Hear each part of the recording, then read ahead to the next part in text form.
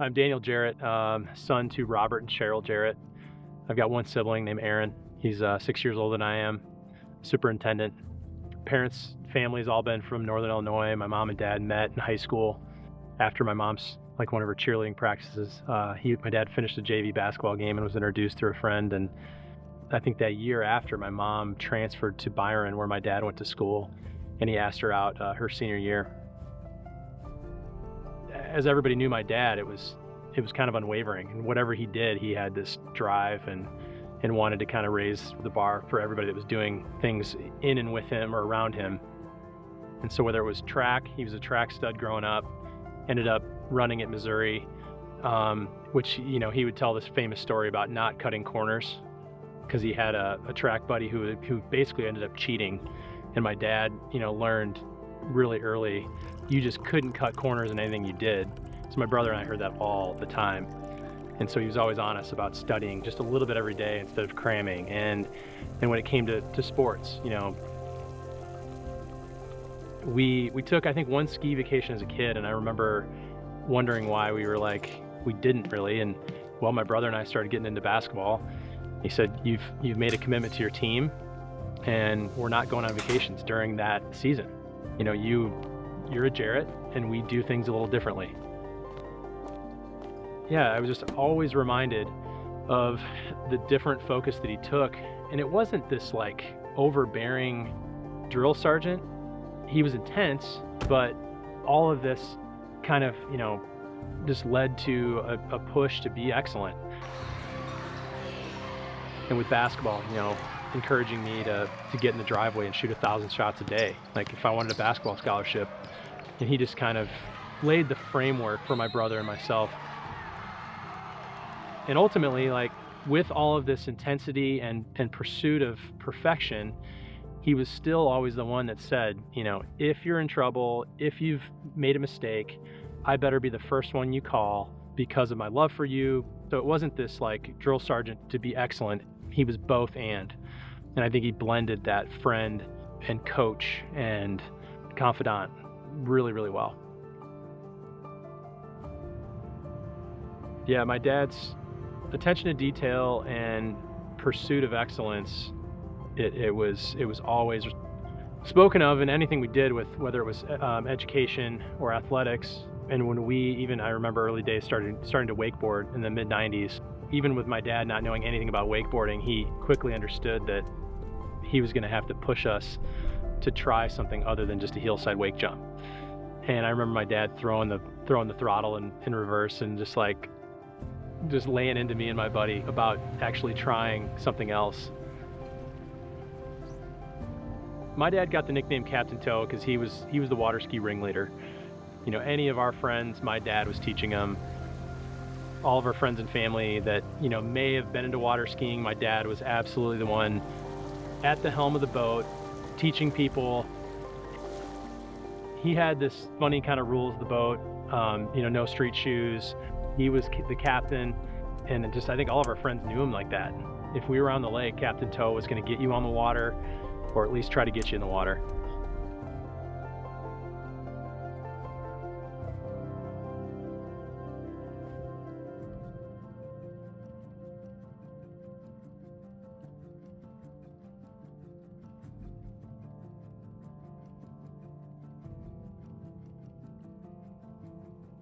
So my best memories as a kid were going to cabins in Wisconsin or Indiana. In one particular family, the Smiths, they were basically, my second mom and dad growing up, because my parents, they met in residency at Northwestern. They rented a cabin in Indiana, one of my favorite places on earth, called Lake Maxinkuckee.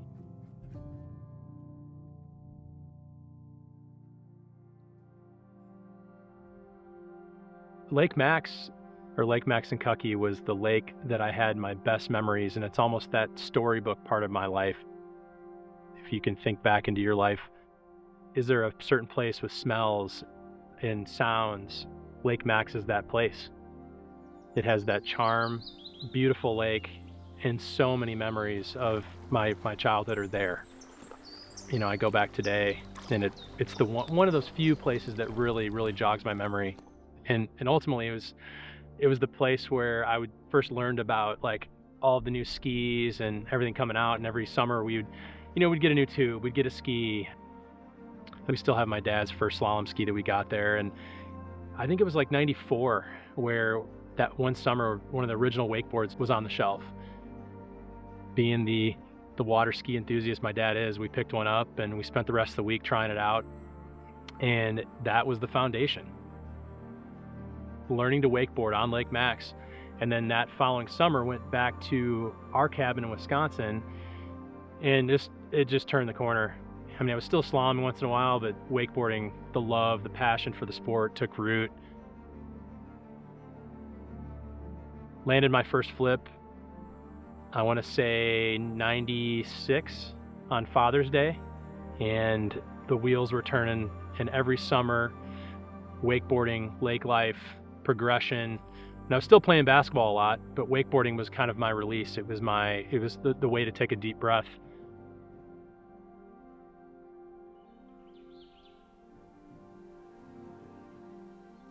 Lake Max was such an integral part of my love for water skiing, and I'll always remember my dad waking my brother and I up. He'd wake us up, at dawn, and not really anybody else in the house. He knew he was going to drag us out and get us out there and get the good water before all the tubers and everybody came out. And I just always loved that about my memories there. I remember at 9 a.m. we'd be coming in from an amazing session on the lake, and everybody's getting out of bed, and I was, you're not loving getting up at the moment, but you were always so stoked coming in after a morning cutting perfect water, and it was because of my dad.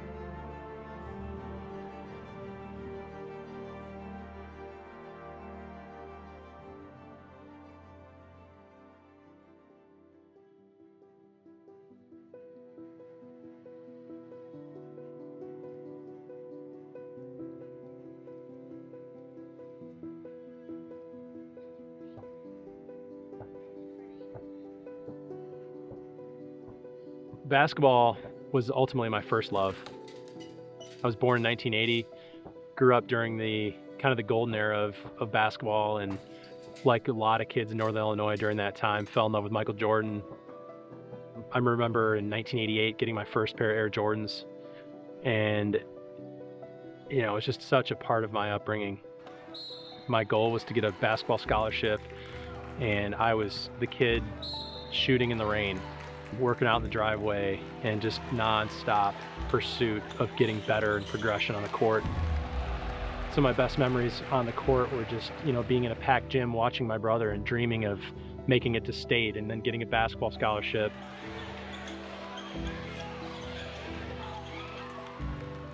That was like my main focus, but there was always this summer component to our life, which was lake life, water skiing, and wakeboarding. Its ability to teach you how to fail. I think board sports in general, you fail. There's nothing like landing a new trick. And so I think that was super helpful, because when I got back in the court, I had been slamming behind the boat trying a new trick with my best friend back in the day, Matt Wickstrand. He and I were, learning our first flip when we were progressing, and you'd stomp that new trick, and then come basketball season in the winter, I'd miss 5 shots in a row, and who cares? I was going to take the next shot. I knew how to deal with failure because of my love for a board sport that helped me, ironically, be a better basketball player. I was lucky, to have parents that pushed us to be excellent with whatever we were doing and committed to our team. But during the summer, we were going to have fun in the water.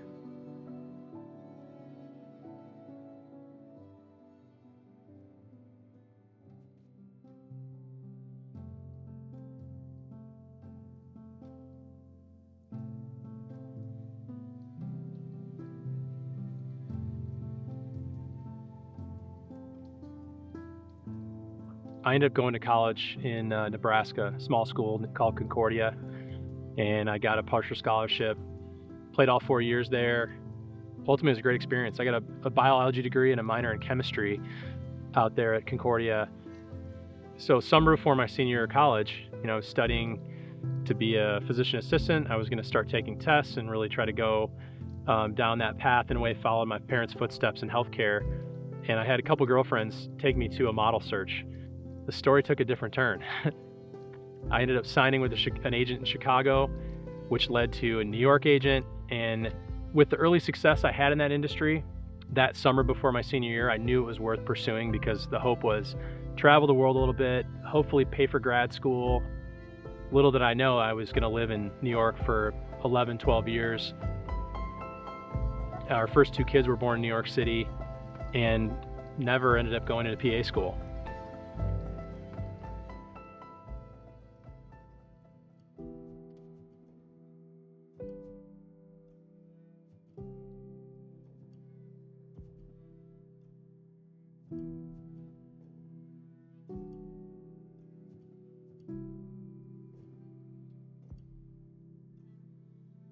It was right before the recession, I think in '08, where my dad called me one day, and I remember sitting on the couch and, he just like, hey, I got some news to share. I have Parkinson's disease.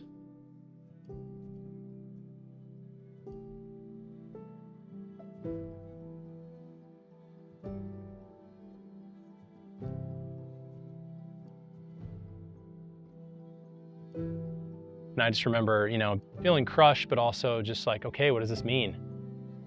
What is the digression gonna look like? Because we're gonna have to just watch it, and you're always gonna wait for this next phase. That diagnosis hit my brother and me pretty hard because, my dad he was the anchor in the family. Amy and I started talking about when we would move back from New York City to be closer to family. We had now had 2 kids in New York. Wakeboarding had never gone away from my passion. I'd kept an eye on the growth of the sport and seeing how more and more parks were starting to grow in the US. I was on a trip in Dallas for work and ended up going to Hydrus in I think it was 2012. And that was my first real, spent the whole evening learning to ride cable, trying all the tricks that I had tried. I remember trying an air roll to revert because rather than doing it off the jump, I figured that was going to be more like wake to wake trip. But my hands were just so just destroyed because I was so hooked and had never fully experienced features. And that really kind of lit the fire. The following summer, I was at home at my parents' and sought out a local cable up in northern Wisconsin. At that time, it was run by a guy named Matt Larson, and my first 2.0 experience.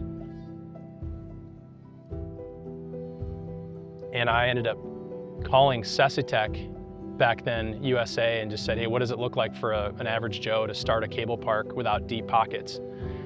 And the discussion started rolling. It just seemed like the movement was happening in a way that Amy and I were like, okay, we should try to make this happen. The vision was clear as day. I could help get as many people on the water as possible with a cable system. I was like, I have to look into seeing if we can build one of these in Illinois. We were gonna move back from New York anyway, be closer to family. My dad's health was not good. And the ball started rolling. Made a call, and Westrock, the early days were kind of formed.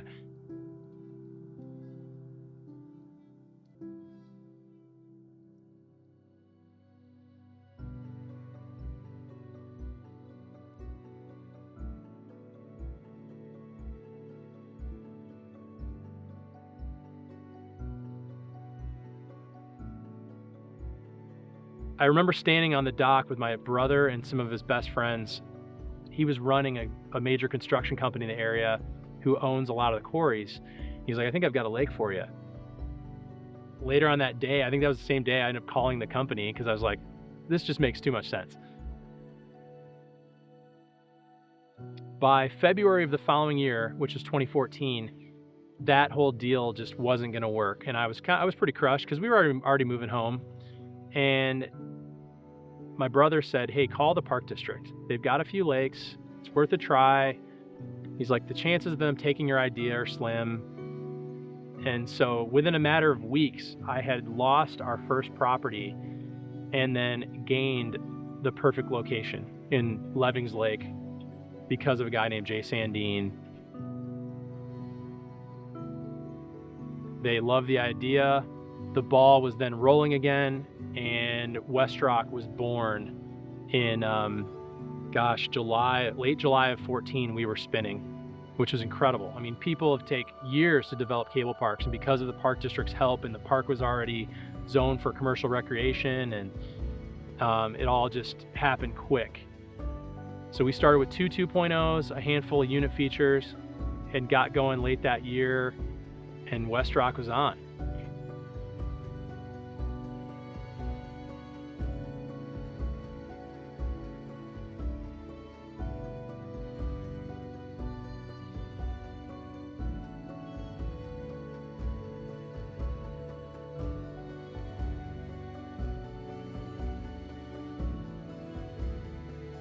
It wasn't our first name choice, because our first location was in a quarry, and one of the original ideas was to call Westrock the Quarry.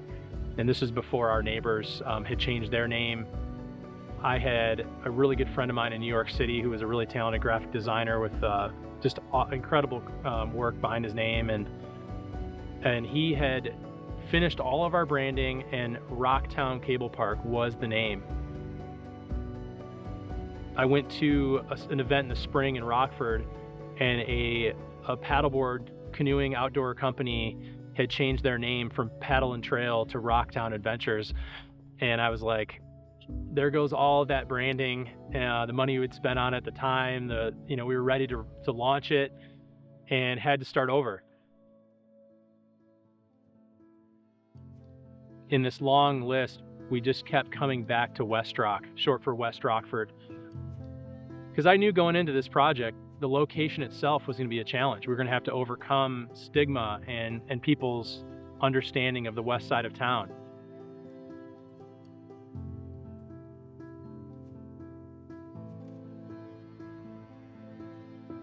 It's divided by a river.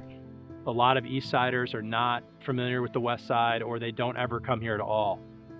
I mean, even me as a kid, I didn't come to Levings Lake because my dad wasn't a fisherman. And so Westrock, it just stuck. And we're like, we are going to own where we are. It's going to be part of the mission and vision of making Rockford, more unified. When we were selling our idea to the Park District, they wanted to make sure that they involved the main people that had really put their heart and soul into this park. So to have their approval, and then this name change, and we were already, you could see it happening and feel the momentum, because they loved the idea of using the lake in a way that no one had ever seen before, and truly bring this historically cost prohibitive sport to as many kids and families as possible. Looking back through the history of Westrock, that first summer was so pivotal, because it was just the beginning of teaching this region what a cable park is. And then figuring out, just trying to cast a vision of where we were headed. The beauty of this property is that we didn't have to build a building, we didn't have to build a parking lot. We had this beautiful lake behind us, which was hand dug in the 1930s. During the Depression, after this property was donated to the Park District, they dammed it up, and they were going to create a recreation area. And and some decades later, this cable park started.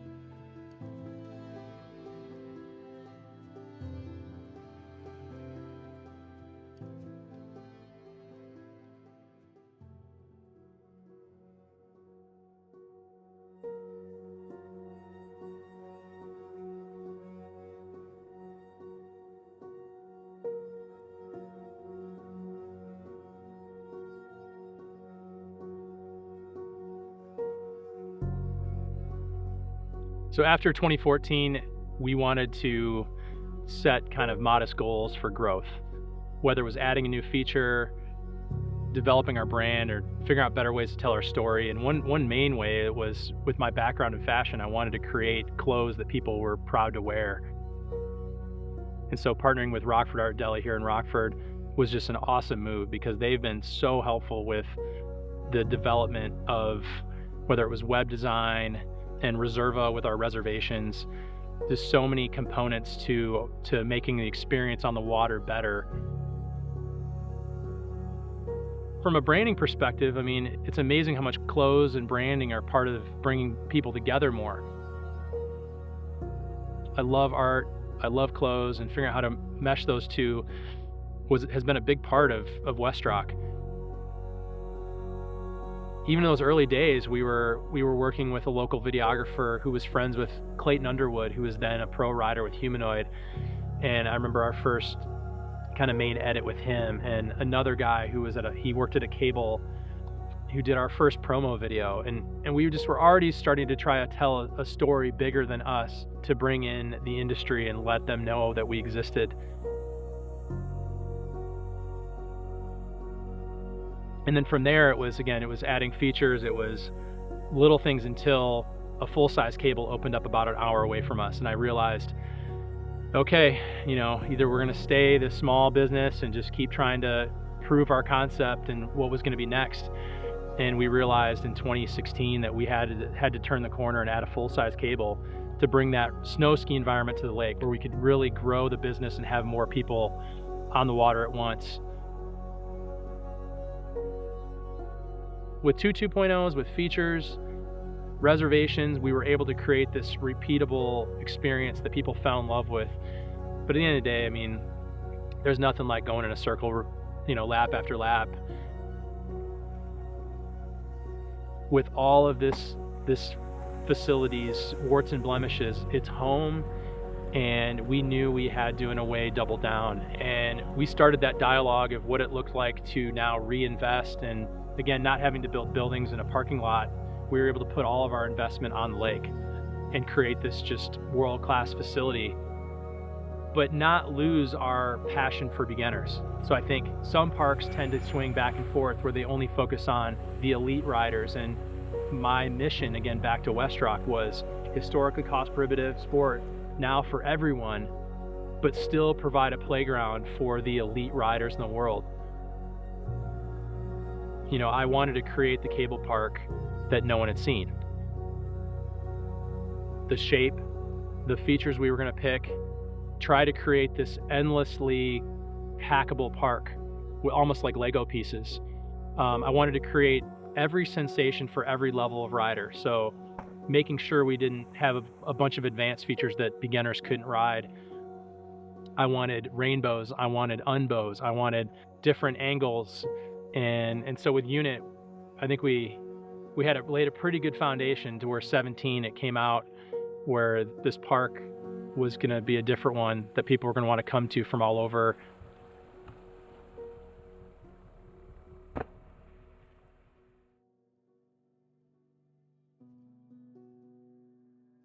And one key component to that was designing a custom feature with Unit.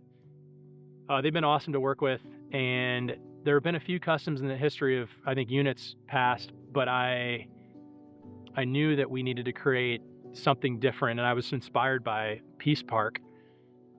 And there was a roller section at the beginning of one of those seasons, and how do we get this kind of like pump track into Wake instead of having these huge blocks of plastic in open water, like more of a flow, and just again creating this different sensation for riders. And with Unit, created what I think is a masterpiece, and it's so cool because now the custom is all over the world. And it's been awesome because, I think that's been partly why riders from all over the place want to come visit here. Rockford, Illinois, of all places. We aren't this big, sexy town. We're Rockford. It's pretty neat, like seeing Westrock in London and all over Europe. So that's been a pretty cool part of our history. And now looking beyond, we want to add a beer garden. We'd hope to have on-site camping, cabins.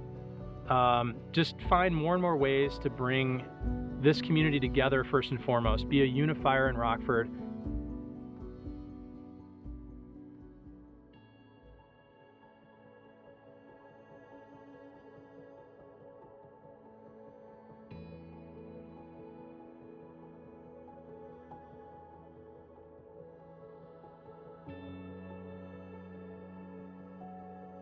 If you talk to Jay Sandine, the head of the park district, he'll tell you that our ribbon cutting ceremony is, to this date, one of his favorites.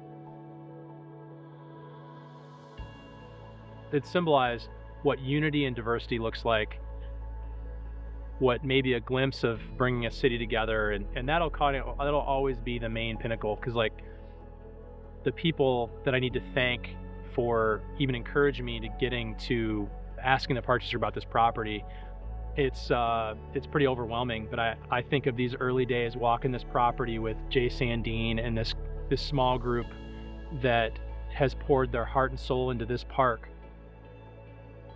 I couldn't do it without the long list of people: Albert Jordan, Vinita Hervey, Dorothy Red, Rudy Valdez, Jay Sandine, John Groff from the CVB. My wife, Amy, is just incredible. She's so gracious with her time and her talents, and she does the back office work for this and is just such a rock star. Since 2014, if you've been to West Rock, you know us by our community of employees. And I just have such fond memories of when we started to now, because I've often said I want West Rock to be known for its love for people first, then for the sport. And that doesn't happen without a group of people that buy into our mission and vision. Trying to build a world-class wake park without people that also actually care for the people. You can have a fun experience, but it's just not the same. And in our history since 2014, I have such fond memories of each and every staff member that have helped make this park what it is.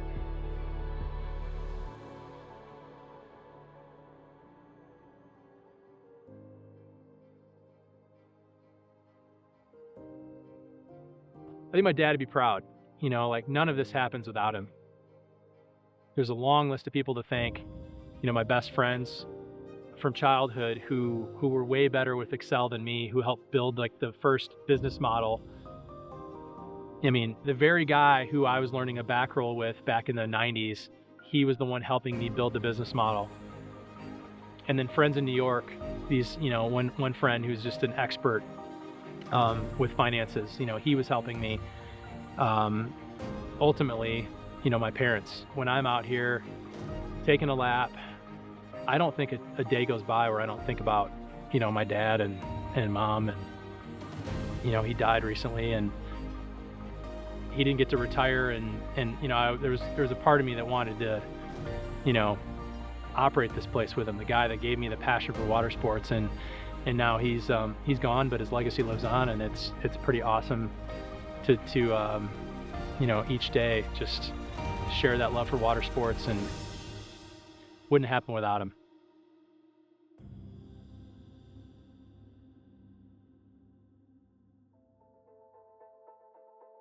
His encouragement to me to be a man of character and to always care for those that are less fortunate. And so this whole project has grown into truly a stewardship thing. It feels like such a gift. It's so communal, and that's why I think people come back. Yeah, it's a pretty fun park, but man, the people make it. It's just been such a joy. And all the brands, the people in the industry. We've got a long way to go, I think, to get cable where it needs to be. And West Rock is, hopefully going to be a big part of that for years to come. We've got some fun years ahead. We'd love to have you be a part of our community wherever you are. Yeah, we'll see you soon.